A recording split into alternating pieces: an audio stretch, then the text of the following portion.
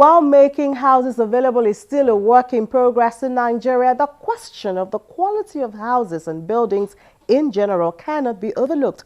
A study carried out by the Department of Geography and Environmental Planning of the University of Abuja shows that 139 houses collapsed between 1974 and 2012, with majority in Lagos and Abuja. Obviously, this figure has increased with incidences like the Lekki Gardens building collapse in Lagos, which a 5-story building under construction gave way and over 30 lives were lost.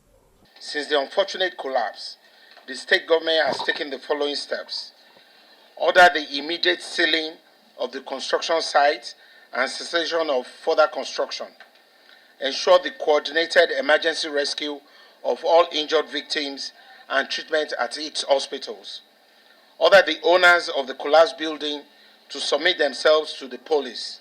Some government officials have been relieved of their duties. I want to assure you that there will no longer be any sacred cows. The state government will undertake a stability test on all other buildings constructed by the developer in the state, whether occupied or not, to ascertain their structural stability. The developer will pay the cost of the test. Any building found to be defective will be demolished. For those that pass the integrity test, the developer will pay a penalty for any overdevelopment on the site.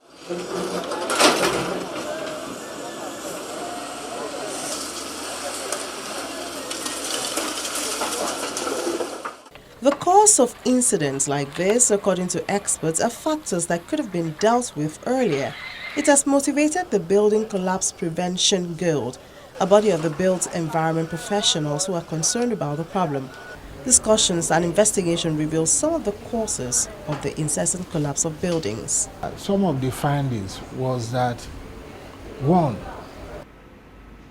the Ministry of Physical Planning was not structured to tackle the problem. So we now recommended that the ministry should be divided into 3 segments. One will be for planning permit authority.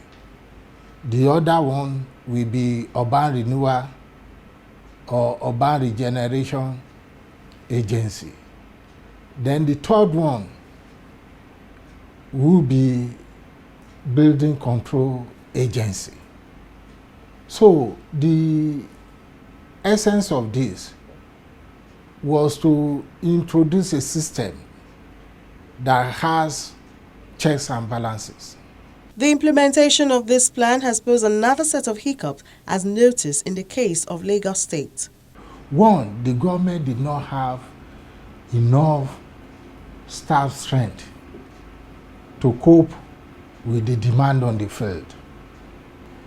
Before LAPCA, 200 persons were recruited into the Ministry of Physical Planning to handle that aspect of monitoring.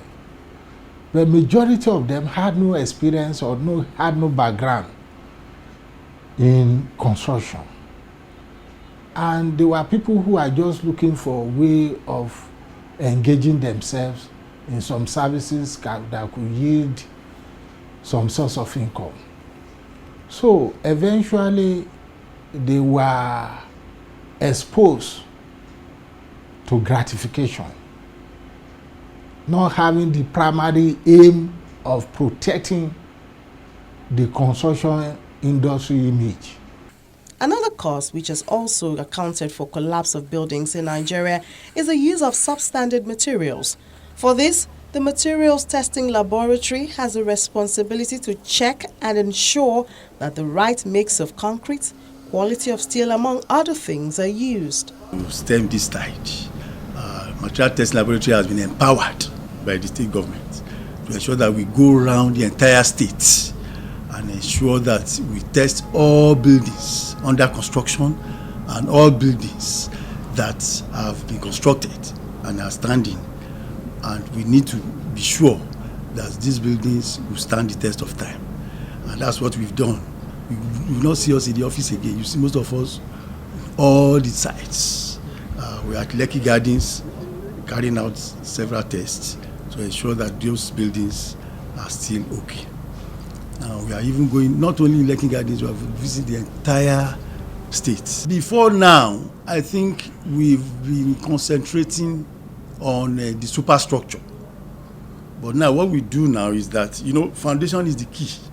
What we do now is that when you get your approval to start construction, you now forward your structural drawings and the soil report to material testing laboratory for us to assess.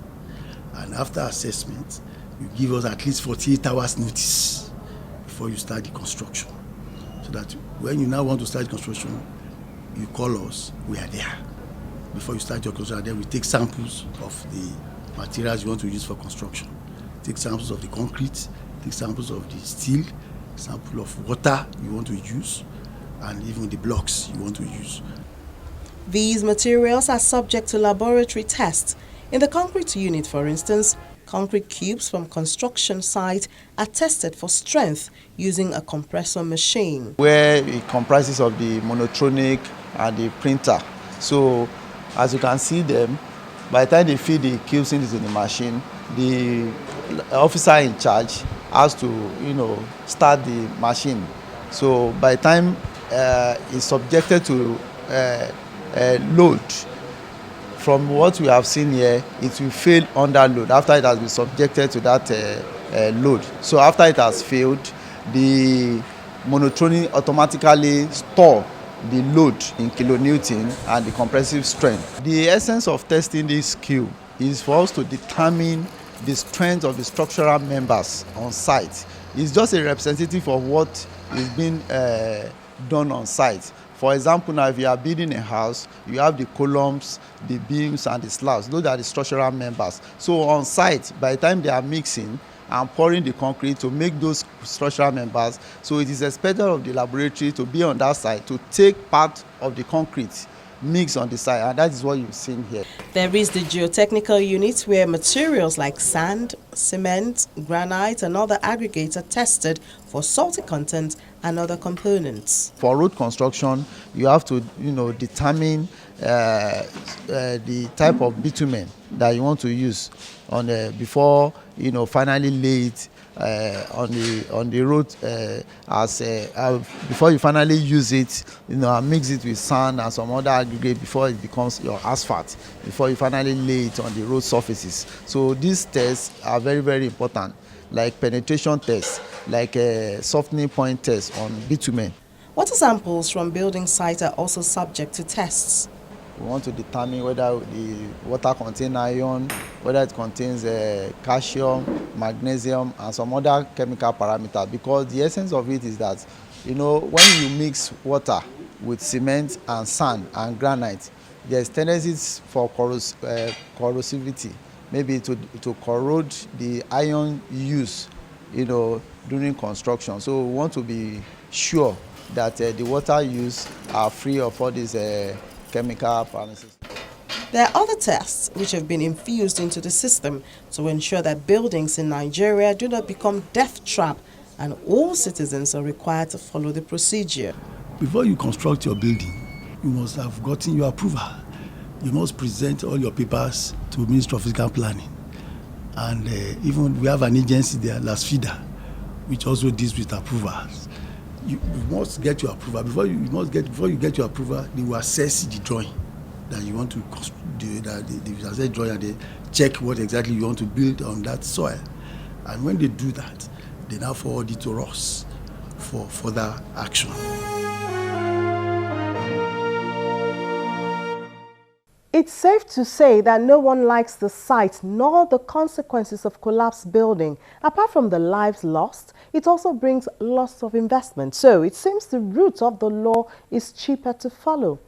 Citizens could contribute by reporting threatening buildings. You can use the Big Story platform to share that information, and we would send it to the appropriate agency. We hope to hear from you soon. I'm Minnie Thompson.